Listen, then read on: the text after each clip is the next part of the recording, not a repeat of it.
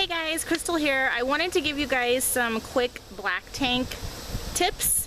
I had to recently replace my black tank hose, well, my hose in general, that I've had for, I want to say about 6 months. So what happened was I came out here and my hose was cracked in 2 different places. Thankfully, I only released my gray water and was able to shut it very quickly because it wasn't full. If you guys haven't tried it before, if you release your black tank or your gray tank and it's too full, like really full, it's very hard to close the tanks again.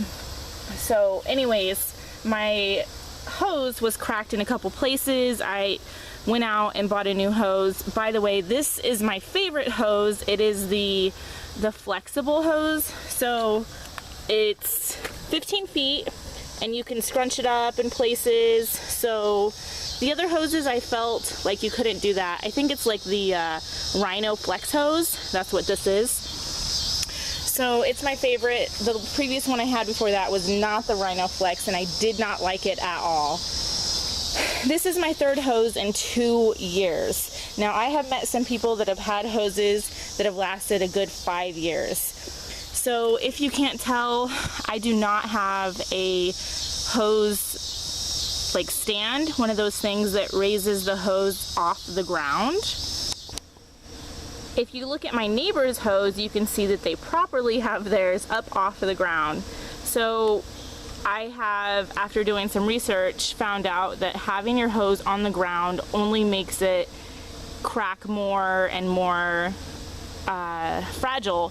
So lifting up off the ground, off of the rocks, the grass, the dirt, removes it from those elements so it's not getting in there and getting fragile. So not sure how long their hose has lasted, however, it is properly elevated. I'm going to be ordering one for mine here really soon. I just have to wait till I get paid again. But another tip that I wanted to tell you guys is to use the clear elbow for your hose connection. Most hoses will just come with this piece right here and then connect directly to your tanks. So if you have this little elbow piece, it would just be in the middle and connect the two.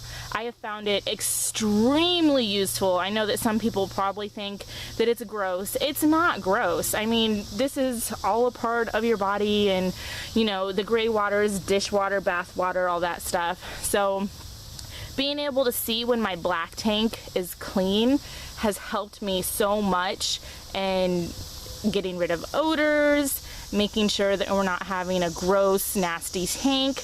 I rinse it out thoroughly all the time, and being able to see what's going through there and how clear the water is getting after I'm cleaning it has helped tremendously in keeping both tanks clean. So I do recommend that. Now the Rhino Flex hose comes with this little clear piece right here, which it's supposed to be translucent, but I'm gonna go ahead and say it's not really translucent.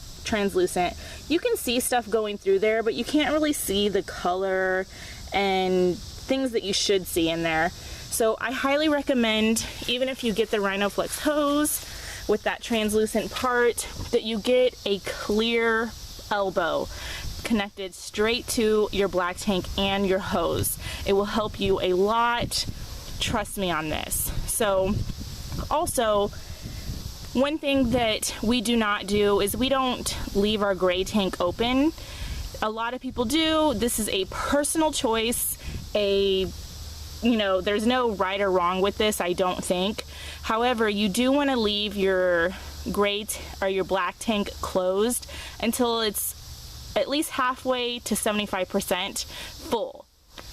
You also want, if you want to just clean it out really fast, we will close our gray tank, and well, if you leave it open, close your gray tank and let that fill to a good half tank. So release your black tank, let it flow through all the gross stuff. You can clean it out once if you want, and then release your gray tank, and that'll clean out the hose even more.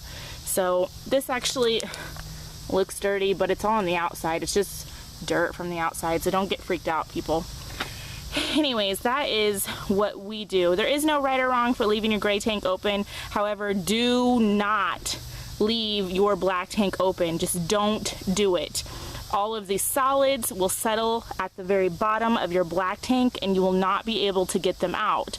The reason why you leave it closed and let it fill to at least 50 to 75% full is so that all those solids, whenever you open the tank, will get swooshed out with all of the pressure that is going down the hose.